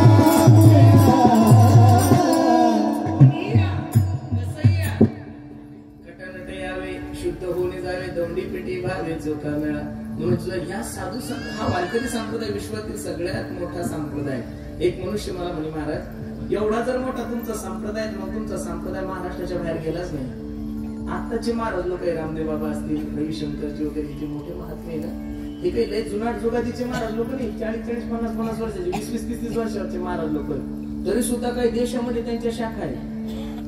श्री रविशंकरजींच्या आश्रमास मी गेलो होतो, काही देशामध्ये त्यांच्या शाखा आहेत, 150 देशामध्ये त्यांच्या शाखा आहे. रामदेव बाबाचे देशाच्या बाहेर कार्य आहे. मग महाराज संप्रदाय जर 700 वर्षापूर्वीचा आहे तरी महाराष्ट्राच्या बाहेर नाही. याचं कारण एक सांगू का महाराज तुम्हाला? बदनापूरचा बाजार कधी असतो? शुक्रवारी. शुक्रवारी जर बदनापूरच्या बाजाराला तुम्ही गेले तर सर्वात जास्त गर्दी तुम्हाला कशावर दिसते? पाणीपुरीच्या दुकानावर दिसते का सोनाराच्या दुकानात? पाणीपुरी. हा, कारण पाणीपुरी 10 रुपयाला 10 भेटते. सोनाराच्या दुकानात गर्दी कमी म्हणजे सोन्याचा भाव कमी नाहीये निवृत्ती बुवा. 1 ग्रॅम जरी गेलं तरी 5,000 रुपये भेटतात. पाणीपुरीवाल्याला 15 दिवस पाणीपुरी खावं लागतं तेव्हा 5,000 होतं. तसं 24 कॅरेट सोन्याचं दुकान म्हणजे माझा वारकरी संप्रदाय. खूप योगदान या समाजाला साधू संतांचं या महाराष्ट्रात. महाराज आता सरकार सांगताय आम्हाला झाडे लावा, झाडे जगवा, झाडे लावा, झाडे जगवा. अरे ही योजना सुद्धा आमचीच आमदार साहेब तुम्ही लोकांनी चोरलेली आहे. हो ना, वृक्षवल्ली आम्हा सोयरे वनचरे हे तुकोबाने 400 वर्षापूर्वी हे सगळं आमचंच आहे, फक्त नाव बदललेलं आहे. आणि मला विशेष वाटतंय महाराज, छत्रपती शिवाजी महाराज राज्य करत असताना छत्रपती शिवाजी महाराज जीवनामध्ये येत किंचितही घाबरले नाही. याचं कारण तुम्हाला सांगतो महाराज. दिवसभर माझा राजा समाजाचं काम करत होता, संध्याकाळी तुकोबाच्या कीर्तनाला येऊन बसत होता महाराज. तुकोबराईच्या कीर्तनातली ऊर्जा घेऊन दुसऱ्या दिवशीच्या कामाची तयारी करत होता. आता तसं वातावरण पाहायलाच भेटत नाही महाराज. हे दिवसभर कोणत्या टेन्शन मध्ये असतात काही सांगता येत नाही, आणि संध्याकाळी बिअर बारवर सापडतो. मग यांच्या मागे इड्या नाही तर काय लागल्या पाहिजे महाराज, इड्याने शिड्या लागल्या पाहिजे. खरं नाही ही परिस्थिती महाराज.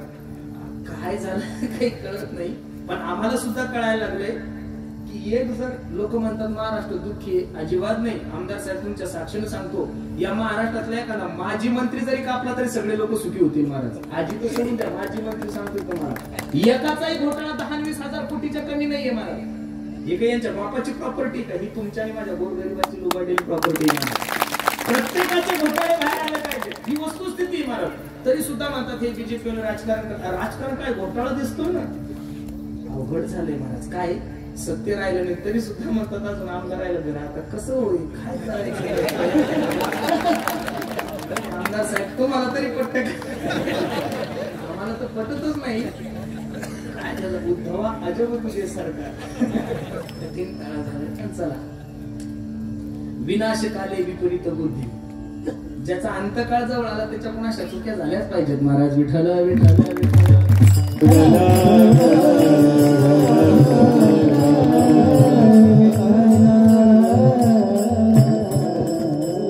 साधू संतांनी जो मार्ग दाखवला त्या मार्गाचं अनुकरण केलं असतं निश्चित तुमच्या आणि माझ्या जीवनामध्ये कल्याण होईल. त्या साधू संतांचे तुमच्या आणि माझ्यावर खूप उपकार आहे.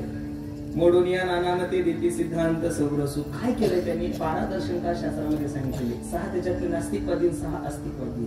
त्या सर्वांच्या विचाराचं मंथन करून सिद्धांत रूपी म्हणजे भक्तिरूपी खाऊ साधकाच्या हातात द्यावे. बस एवढंच केलंय. मोडोनिया वाटा सूक्ष्म दुस्तर केला राज्यभार चाले ऐसा. ज्ञानोबराय तुकोबराने तुमच्या आणि माझ्यावर खूप उपकार करून ठेवले हो. फक्त तुम्हाला आणि मला आता ते सांभाळायला, ती प्रॉपर्टी सांभाळायची आहे, काहीच करायची गरज नाहीये.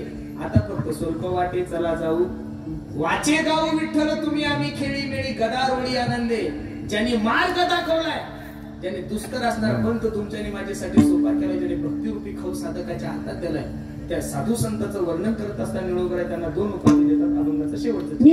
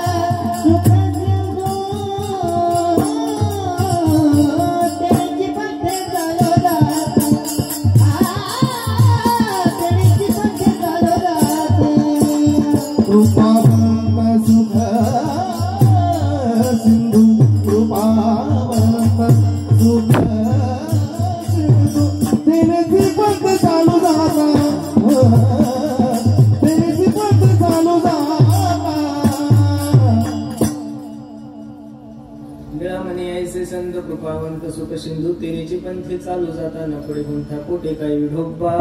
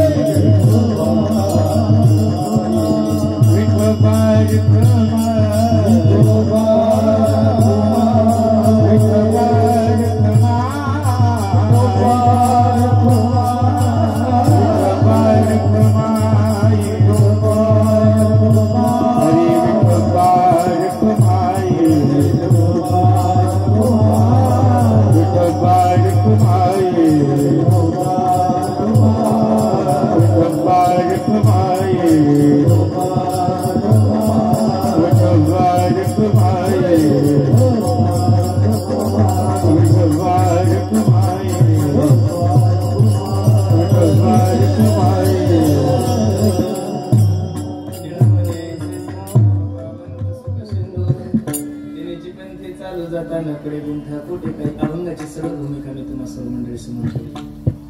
आवर्जून कीर्तनामध्ये काही गोष्टी सांगत असतो, काळाची गरज आहे.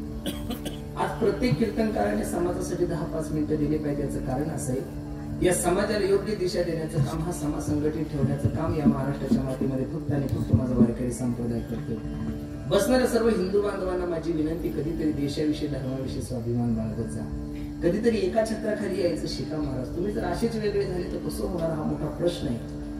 परवा दिवशी आमदार साहेब एका नास्तिक माणसाने मला प्रश्न केला होता, म्हणजे महाराज काय गरज होती मोदी साहेबांनी एवढं मोठं राम मंदिर बांधण्याची, हजारो रुपये कोटी न तिथं पैसे खर्च केले, तेवढेच पैसे जर शेतकऱ्याच्या खात्यावर टाकले असते तर शेतकरी सुखी झाला असता. मी त्या मूर्खाला जे उत्तर दिलं ते खूप गोड होतं. मी त्याला म्हणलं, वेड्या, ज्या गावामध्ये 50 घरं मुस्लिम समाजाचे, त्या गावामध्ये 50 लाखाची मस्जिद या देशामध्ये.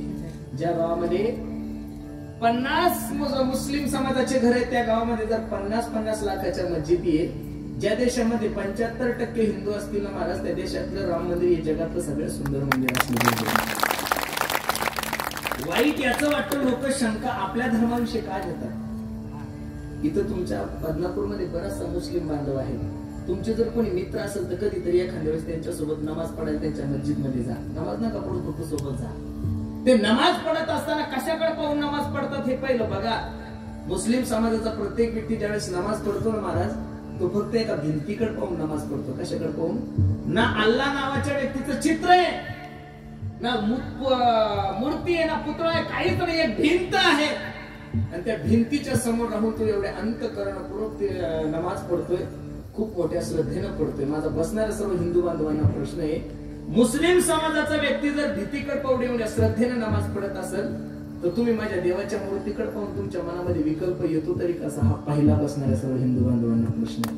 म्हणून माझी विनंती केल्यानं कधीतरी आपल्या देशाविषयी धर्माविषयी स्वाभिमान बाळगत जा. 100% मुस्लिम लोकांना त्यांच्या अल्लाचं अस्तित्व मान्य आहे. 100% बौद्ध लोकांना बाबासाहेब आंबेडकरांचं अस्तित्व मान्य आहे.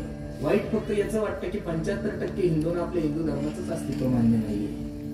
कधीतरी धर्मासाठी एकत्रित येत जा. असं जर तुम्ही जगत राहिले ते उद्याचे दिवस तुमच्याने माझ्यासाठी खूप अवघड आहे. मी तर भगवंताला हीच विनंती करतो, हे भगवान, मुझे अपनों से बचा लेना, औरों को तो मैं देख लूंगा. हे भगवान, मुझे अपनों से बचा लेना, औरों को तो मैं देख लूंगा. म्हणून सर्व बांधवांना माझी विनंती आहे, देशासाठी धर्माविषयी स्वाभिमान बाळगा. अरे तुम्ही काही आंडू पांडू लोकांचे वारसदार नाही रे दादा. तुम्ही साक्षात छत्रपती शिवाजी महाराजांचे वारसदार आहात. तुम्ही धर्मवीर संभाजी महाराजांचे वारसदार आहात. तुम्ही अहिल्याबाई होळकरांचे वारसदार आहात. ज्या अहिल्याबाई होळकरांनी स्वतःच्या पोटचा गोळा हत्तीच्या पायाखाली दिला तरी तिला दया नाही आली. याचं कारण तिनं पहिलं प्राधान्य फक्त धर्माला दिलं, पोरांनाही दिलं महाराज. त्या धर्माचे वारसदार आहोत आपण. झाशीची राणी लक्ष्मीबाई यांचे वारसदार आहोत. भगतसिंग राजगुरू यांचे वारसदार आहोत. म्हणून माझी बसणाऱ्या सर्व मंडळीला विनंती आहे, कधीतरी देशाविषयी धर्माविषयी स्वाभिमान बाळगा. संघटन करा, एकत्रित या. मुस्लिम समाजांच्या व्यक्तीने हिरवा झेंडा वर केला तर सर्व मुस्लिम बांधव त्या झेंड्याखाली जाऊन बसतात. बौद्ध धर्माच्या लोकांनी निळा झेंडा वर करू द्या, सर्व बौद्ध बांधव त्या झेंड्याखाली जाऊन बसतात. तुमचा आणि माझा पहिला प्रश्न आहे, कोणता झेंडा घेऊ हाती? घर एकूण झेंडे 72, बायको एका पक्षात, एका पक्षात, आजी एका पक्षात, आजोबा एका पक्षात, नवीन आलेली सुनबाई कपशी घेऊन अपक्षच फिरते. कसा काळाचा मध्ये येणे वाटला कधीतरी सुधरा. म्हणून मी नेहमी सांगत असतो, मारवाडी लोकांचा सल्ला, मारवाडी लोकांचा सल्ला, मुस्लिम लोकांचा अल्लाह ना आपला हल्ला आपला काळाच नाही महाराज. म्हणून कधीतरी एकत्रित येण्यासाठी या, देशासाठी एकत्रित या. अरे कधीतरी म्हणा मी हिंदू आहे आणि हिंदुस्तान माझा देश. कधीतरी तुमच्या मुखातून येऊ द्या. जातीवाद जीवनामध्ये करू नका महाराज. जातीवाद संपवण्यासाठी हा धर्म मंडप आहे, इथं जातीवाद नका करू. तरुणांना माझी विनंती, जीवनामध्ये व्यसन करू नका. मला आनंद वाटतो महाराज की ह्या वर्षी छत्रपती शिवाजी महाराजांची जयंती, डॉक्टर बाबासाहेब आंबेडकरांची जयंती खूप थाटामाटात केली महाराज. पण खरं सांगू का तुम्हाला, डॉक्टर बाबासाहेब आंबेडकर आम्ही पुस्तकात वाचलेले. डॉक्टर बाबासाहेब आंबेडकर आम्ही पुस्तकात वाचले. छत्रपती शिवाजी महाराज आम्ही पुस्तकात वाचले, मालिकेत पाहिले, पिक्चर मध्ये पाहिले, कवितेत ऐकले, सगळीकडे ऐकले. पण हे दोन लोक अजून आम्ही कोणाच्या आचरणात पाहिलेच नाही महाराज. ज्या दिवशी आचरणात येईल त्या दिवशी भारत खरा मोठा होईल. जयंत्या साजऱ्या करणं म्हणजे त्या मोठ्या लोकांच्या जीवनातले काहीतरी सात्विक गुण आपल्या जीवनामध्ये घेणं, हीच खरी जयंती आहे. छत्रपती शिवाजी महाराजांची जयंती असो का धर्मवीर संभाजी महाराजांची जयंती असो, कोणाची का जयंती असे नाही, जयंती करत असताना, त्या महात्म्याचा उत्सव साजरा करत असताना, त्या मोठ्या व्यक्तीचा उत्सव साजरा करत असताना त्या व्यक्तीने जीवनामध्ये काय केलं, उघड डीजे लावणे, दारू पिणे हे त्यांनाही मान्य नाहीये. बसणाऱ्या मायबापांना माझा प्रश्न आहे, तुम्ही दारू पिऊन घरी गेल्यानंतर तुमच्या बापाने म्हणलं का या या या पाटील खूप दिवे लावले तुम्ही, असं म्हणलं तुमचा बाप कधी शाबासकी दिली? नाही नाही नाही. मग तुम्ही पिलेली दारू जर तुमच्या बापाला आवडत नाही तर माझा छत्रपती अख्ख्या महाराष्ट्राचा बाप होता, त्या बापाला तुम्ही दारू पिलेली कशी आवडत नाही? म्हणून तरुणांना माझी विनंती, बाकी नाही काही केलं तरी चालत, प्रत्येकाने जीवनामध्ये व्यसन नका करू. जीवनातला सगळ्यात मोठा दागिना जर काय असेल तर तो संस्कार आहे महाराज. काय संस्कार आहे. म्हणून प्रत्येकाने देशाविषयी, धर्माविषयी स्वाभिमान बाळगा, निर्व्यसनी जीवन जगा. अजून सर्वांना विनंती, प्रत्येकाने आपल्या आई वडिलांची सुद्धा सेवा करा महाराज. मी तर खरं सांगू का, या जालन्यापासून तर औरंगाबाद पर्यंत तुमचे जेवढे गाव आहे ना, मी तुमच्या परिसरात लग्नाला वगैरे येत असतो. या एवढ्या परिसराला लग्नासाठी कायमस्वरूपी लॉकडाऊन पाहिजे आमदार साहेब. या परिसरात एवढे मोठे लग्न होतात तेवढे महाराष्ट्रातही होते दादा, होतात का? दादाला माहिती, कारण की आम्ही आमच्या त्या बारकीच्या लग्नाला आलो होतो. किती बाबा लोक आहे का, ते आहे का, किती लग्न करतात, काय समृद्धी गेलाय तुमचा. एवढा पैसा कुंभमेळ्यात थोडा जाणार का यार? मग हे करतील काय दुसरं? म्हणून लग्नासाठी तर महाराष्ट्रात कायमस्वरूपी लॉकडाऊन पाहिजेत ना. मी माझ्या छोट्या भावाचं लग्न केलं फक्त 1,500 हो पाटणकर पाव, 4 टू व्हीलर गेलं. म्हातारा नाही, म्हातारीने काही नाही, माझी मोठी गाडी सुद्धा नाही, टू व्हीलरवरच गेलो. फक्त 300-300 पेट्रोल टाकलं घरी आलं. 1,500 लग्न काही नाही मला, एकदम काउंटिंग, काही टेन्शन नाही. तुम्ही 50,000 जेव घाला का डीजे जेव, काही करा तुम्ही, फक्त काय कोरोनाने काही गोष्टी शिकवल्या महाराजांना, काही गोष्टी माणसाला कळल्या सुद्धा. कमीत कमी खर्चामध्ये कसं राहायचंय कोरोनाने शिकवलं महाराज आपल्याला. कोरोनाच्या काळात कोरोना सोडून दुसरा रोगच नव्हता हो. मी तर तुम्ही कोणत्याही डॉक्टरकडे जाता, डॉक्टर म्हणतो पेशी कमी झाल्या आणि पेशी वाढल्या, पेशी कमी झाल्या आणि पेशी वाढल्या. महाराष्ट्रातल्या सगळ्या डॉक्टरांना माझा प्रश्न आहे, 2 वर्ष पेशी कुठे गेल्या असत्या? कुंभमेळ्यात गेल्या का झोपल्या? बघा ना, 2 वर्ष पेशी वाढल्याच नाही कोणाच्या.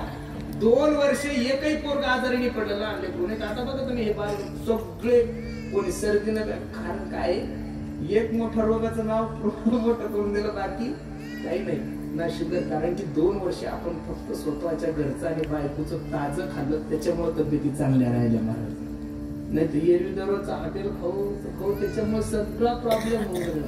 म्हणून माझी विनंती तुम्हाला, जीवन चांगलं जगा, निर्व्यसनी जीवन जगा. सर्वांना विनंती, प्रत्येकाने आपल्या मायबापाची सेवा करा. मी दररोज सांगतोय, स्वामी तिन्ही जगाचा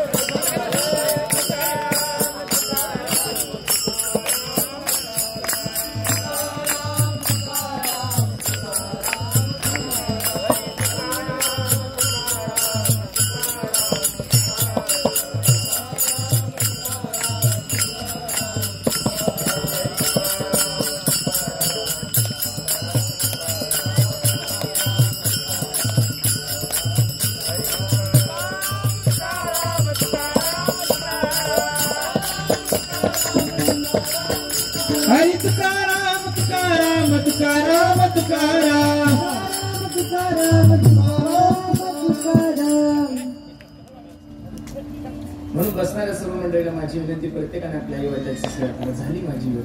आई माझी मायेचा सागर करता थोडासा.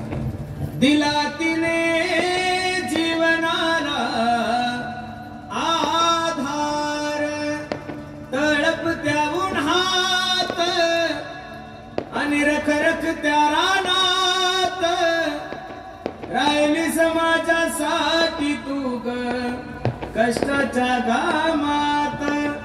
कधी मिळेल मुठभर घास, कधी घडे तिला उपवास.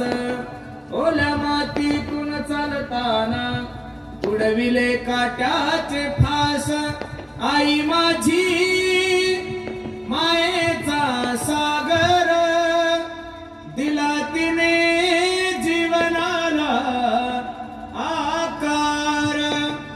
अगन भीची चांदणी तू ग चंदनाची कोर, शीतल तुझी छाया मला हवी जीवनभर.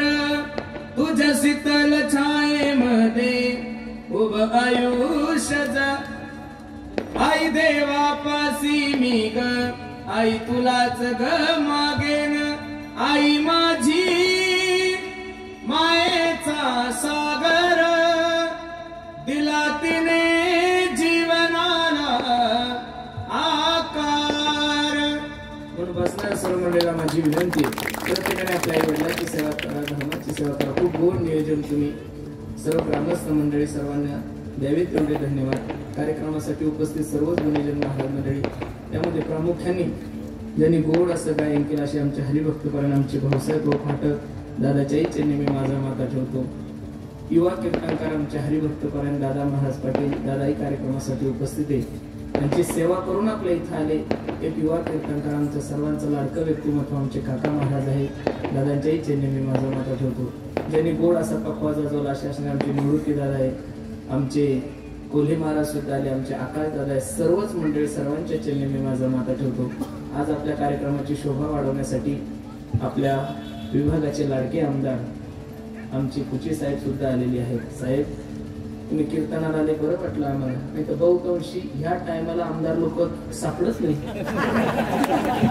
पण तुम्ही आमदार नंतर आहे, पहिले आमचे जातीचे म्हणजे माळकरी तुम्ही. नाही तर बहुतांशी ह्या टायमाला आमदार वीरबावर सापडतात. हे आमदार कीर्तनात सापडतात कारण ते हिंदूवादी पक्षाचे आमदार म्हणून कीर्तनात सापडतात. महाराज तुम्ही कोणी म्हणा का नका म्हणू महाराज, ते आहे ते रक्तातच आहे.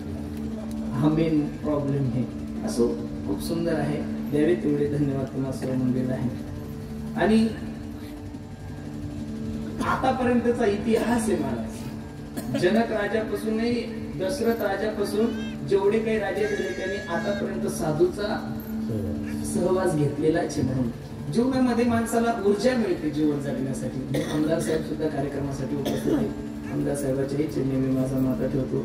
या भागाचं लाडकं व्यक्तिमत्व, कोणी मनाला लहान लेकरासारखं कुठे हजर आहेच, बरोबर आहे का नाही. समाजाचं तुम्ही प्रेम कमवलेलं आहे. कारण की आता हे कोल्हे महाराज कडेगावचे ना, हे नेहमी सांगतच असतात की कधी कोणी जा, कोणत्याही पारमार्थिक मनुष्य असं कोणी जा, तिथं कधी नाही ते रडत जाणे ना हसत येईल, बरोबर आहे का नाही. ही तुम्ही जीवनात कमवलेली संपत्ती आहे. ज्ञानोबराय तुकोबराय तुमच्यातून जीवनभर फक्त परमार्थाची सेवा करून घेऊ, बाकीची सेवा ही होणारच आहे, बरोबर आहे का. म्हणून सर्वांच्या चरणी मी माझा माता ठेवतो. ज्यांनी गोड अशी माईक सिस्टीम लावली त्या दादाच्याही चरणी मी माझा माता ठेवतो. ज्यांच्यामुळे तुमच्या दर्शनाचा योग आला. आम्हा सर्वांवर बंधुवत नाही म्हणजे लेकरावर प्रेम करण्यासारखे आमचे दादा, सर्वच त्यांची फॅमिली वगैरे सर्वच हे मंडळी. अनेक वर्षापासून हे कमी जास्त होत होतं तारखेचं. मागच्या वर्षी घेतली तर कोरोना आला, त्याच्या अगोदर जमलं नाही, आलोच नाही. ह्या वर्षी पण आता माझं पुण्य उदयाला आलं बरं. म्हणून तुम्हाला सर्व मायबापाच्या दर्शनाचा योग माझ्या जीवनामध्ये प्राप्त झाला.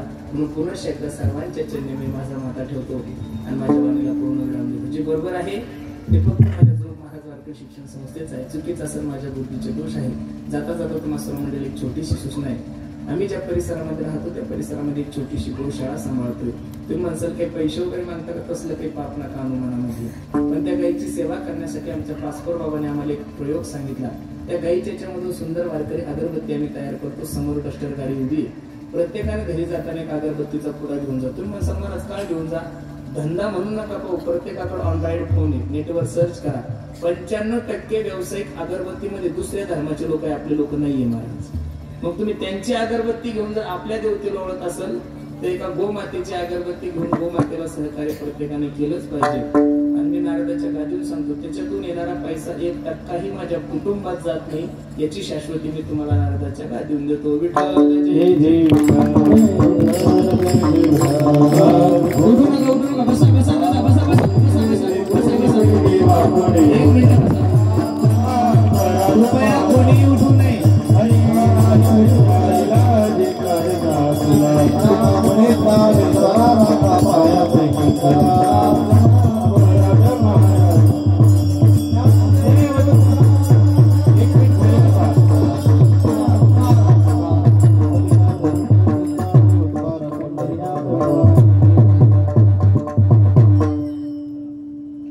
आमदार साहेब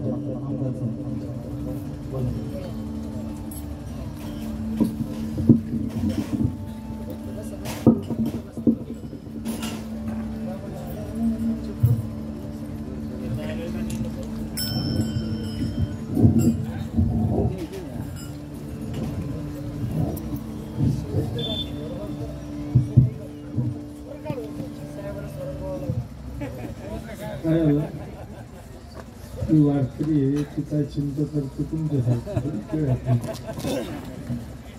गणेश बाबा शिवभुवनेश्वर महादेवांच्या वार्षिक महोत्सवानिमित्त गेल्या 50 वर्षापासून चालत आलेला अखंड हरिनाम सप्ताह 51 वर्षी सुवर्ण महोत्सवानिमित्त ज्यांची आज अमृतवाणीतून ज्यांची सेवा होती ते पुरुषोत्तम महाराज, तसेच ज्यांची साथ असती असे आमचे गायनाचार्य, मृदुंगाचार्य, विनेतरी, टाळतरी, भालदार, चोपदार आणि उपस्थित माझ्या वारकरी संप्रदायातील माझ्या माता भगिनींनो, ज्येष्ठ वडीलधारी तरुण मित्रांनो, प्रथम तर मी महाराजाचं कीर्तन यूट्यूबवर महाराज रनिंगला गेलो ते आता महाराजाचं कीर्तन ऐकत असतो. कानात लावलं मोबाईल चालू, महाराज ऐकत होतो. प्रत्यक्षात मला कोलते पाटील आणि जरा दादा म्हणले की तुम्ही कीर्तनाला आलं पाहिजे, नाही मी सहजासहजी जुडही कीर्तन असलं तर काल्याच्या कीर्तनाला जातो, नाही तर डोक महाराज असले जे महाराज पूर्णपणे सत्य परिस्थिती सांगतात त्या महाराजाच्या ओरिजिनल लोकांच्याच कार्यक्रमाला जात असतो. एक माझं बी वैशिष्ट्य ठरलेले, त्यातले तुम्ही बी आहे, मला याचा बी आनंद झाला. तर चरण वेगळं खा वेगळं असं होतंय, म्हणून मी पण आनंद ह्या दृष्टीचा आहे. तुम्ही जे जे बोलले मला हसू बी येतं. महाराज आमदार पण धर्म मागितच नव्हतं, तर तुम्हाला अजूनही संदेश महाराज तुम्ही असतील. माझ्या माता भगिनी आमच्या व्हॉट्सअपवर काय काय चांगल्या गोष्टी वाईट गोष्टी आल्या ते सांगत राहा. माझ्या बहिणी बसल्यात काय बोल काही काही सांगितलं, या खांद्याला मैत्रीण असली तिलाही घर देणार आहे. कोणी सांगितलं तरुण शरणाविधी आता तरुण शरणावलंच द्या. म्हणजे एवढा वाईट मेसेज आमच्या व्हॉट्सअपवर आला. आमचं दुर्दैव आहे. आणि आमच्या मुख्यमंत्र्याला आम्ही म्हणलोच नव्हतो कोणी आमदार, कारण की ते चौथातलं भाषण आणि सभागृहातलं भाषण याच्यातलं ताळमेळच त्यांना कळत. ते राजकीय भाषण झालं, तुम्ही काढलं म्हणून विषय सांगितलं. आम्ही पहिले सांगितलं की घर पहिले देत असताना आमची बदनामीची एवढी झाली, त्याच्यामुळे ते घराचा आम्ही लिहूनच दिला. आम्हाला तुम्हालाच नको, जे चाललं ते बरं चाललं, ते खरंच सांगून ज्याला एक वारकरी संप्रदाय म्हणून शनी सांगतो गेली 100 वर्ष झाली ही वारकरी संप्रदायात 102 वर्ष झाली. 2 वर्षापूर्वीच आळंदीमध्ये जोत महाराजाचं हे झालंय. त्यांनी जो वारकरी संप्रदाय सुरू केला ती मुहूर्तवेळ लावली नसती तर माझा वारकरी संप्रदाय कुठेही बी दिसला नसता. त्यांनी जी शिकवण तुम्हा आम्हाला दिली म्हणून वारकरी संप्रदायामुळेच माझा हिंदू धर्म टिकला. त्याच्यात पुढे सांगायला काही शंका. तुम्ही खूप चांगलं उदाहरण दिलंय राम मंदिराचं. जगाच्या पाठीवर मी आईची अस्थि घेऊन गेलो होतो काशीला, काशी विश्वनाथाचं मंदिर. तुम्ही 4 दिवस राहण्याचा योग आला. कोलते पाटीलही आमची होती, जोडी नव्हती. तिथले लोक सांगित होते, बरेच लोक जाते बी, जरा दादा बी जातात. महादेवाची पिंडीचा चेहरा इथं आहे पिंड आणि तिडे ती मस्जिद. तिथले लोक सांगतात हजारे पोलीसवाले कि विश्वनाथ काशीचं मंदिर यहाँ पे था लेकिन ये गिरा के यहाँ पे मस्जिद बनाया औरंगजेब ने. ते प्रति मंदिर राजमाता अहिल्याबाई होळकरांनी बाजूला बांधलंय म्हणून तिथे दर्शन जातात. त्याच्यानंतर मोदीजींना कॉरिडॉर साठी हजारो कोटी रुपये तिथे खर्च केला. पण पुढचं सांगतो तिथले लोक आम्हाला सांगित होते, कोलते पटेल आम्ही गेलो ते सांगित होते अभी योगीनाथ फिर आएगा तो ये भी निकल जाएगा. म्हणजे संन्यासी लोक जेव्हा एखादं नेतृत्व करतात आपला धर्म कसा टिकला पाहिजे हे सांगण्याचं काम तिथले लोक सांगित होते. आणि म्हणून अयोध्यातही तीच परिस्थिती झाली. तसा निकायला लागून राम मंदिर जगाच्या पाठीवर सगळ्यात मोठं होतंय. हा एक सुभिमान मथुरेचं बी होईल मला वाटतं आणि काशी विश्वनाथाचं बी होईल. याच्यात पुढे शंका नाही. म्हणून मी आजच्या प्रसंगी एवढंच सांगेल की मी बी वारकरी संप्रदायातल्या महाराजांनी मी कीर्तनाला जातो, धाब्यावर वगैरे जात नाही. सगळ्या लोकांना माहिती. डबा बी सोबतच आहे माय आता बी. पण आता कोणी जीव घातलं ठीक आहे, नाही घरी जाऊनच जीव नाही असा खेळ आहे आमचा. मी बसल्या मेसेज टाकलं दुपारी यांच्याकडे जेवलं बसल्यावर म्हणतो डबा खराब होईल. ड्रायव्हरला म्हणलं जेवून घे आपण घरी जेऊ. नाही तर ड्रायव्हर म्हणतो इतका का उशीर. म्हणून महाराज मी वारकरी संप्रदायाच्या बाबतीत एकाच अजून मी सांगतो की मी वारकरी संप्रदायात असल्यामुळे तरुण मित्रमंडळी माझ्यासारखी आईच्या क्षमतेचा, आईच्या ममतेचा, वडिलांच्या क्षमतेचा कधीच अंदाज लागत नाही. आईला आई म्हणा, तिला म्हातारी म्हणू नका आणि बापाला म्हातारा म्हणू नका, दादा वडील म्हणा. आणि मुलगी जर घरात जन्माला आली तर ती आपल्या घरात कन्या रत्न आले, लक्ष्मी आली हे विचार करून आपण वाढलं पाहिजे, तरच आपला उद्धार होईल. बाकी महाराजांनी व्यवस्थित सांगितलं. मी बी भरपूर काही गोष्टी शिकलोय तुमच्या सगळ्यांच्या आशीर्वादामुळे. म्हणून आईचं महत्व किती सांगितलं शेवटच्या तिने बोलून हे मलाही कळतंय. आई गेल्यानंतर काय परिस्थिती तयार होती माणसाची, किती माणूस चळबिचळ होतं हे मला अजून 3-4 महिने झाले तरी मी अजून आईच्या प्रेमातून बाहेर नाही. मला वाटतं आयुष्यभर माणूस आईच्या प्रेमात तिची ममता किती असती हे महत्वाचं आहे. म्हणून आई वडिलांनी जीव लावलाच पाहिजे. आईला आई म्हटलंच पाहिजे, वडिलाला वडील म्हटलं पाहिजे. म्हातारा म्हणू नका. नाही आपण म्हातारा म्हणलं आपण मी म्हातारे म्हणायचं, आपल्याला म्हातारा म्हणू. मी जरी पुढारी असलो तरी मी राजकारणावर बोलत नाही. मला कोणत्याही कीर्तनात जाऊन दे, सगळे टाळकरी विनेतरी आमची मृदुंगाचारी सगळे माझी चॅनल माहिती, कधीच राजकारणावर बोलत नाही. आणि मी पक्का भाजपाला आहे त्याच्यामुळे, पण पक्का हिंदुत्ववादी त्याच्यात काही शंका नाही. म्हणून एवढं सांगतो आणि थांबतो. मी विशेष करून संयोजक मंडळी, तरुण मित्रमंडळाचं आभार मानतो आणि पुन्हा एकदा धन्यवाद. जय हरी. सूचना झाल्याशिवाय कोणीही उठू नका. 5 मिनिटं. हॅलो, रामकृष्ण हरी.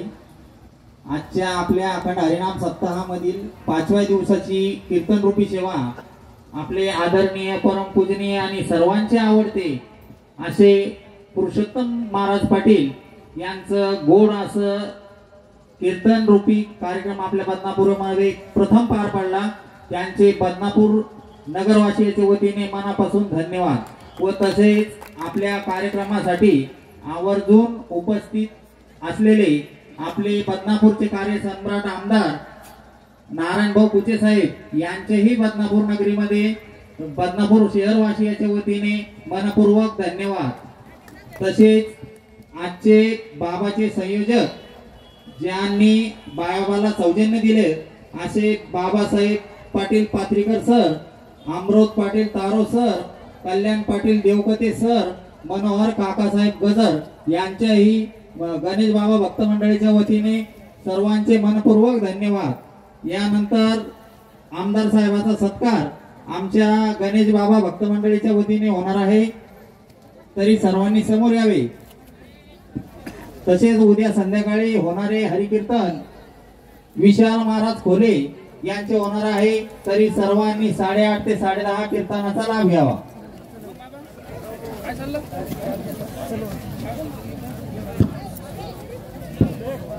हॅलो. तसेच आज सकाळी झालेल्या अन्नदान संजू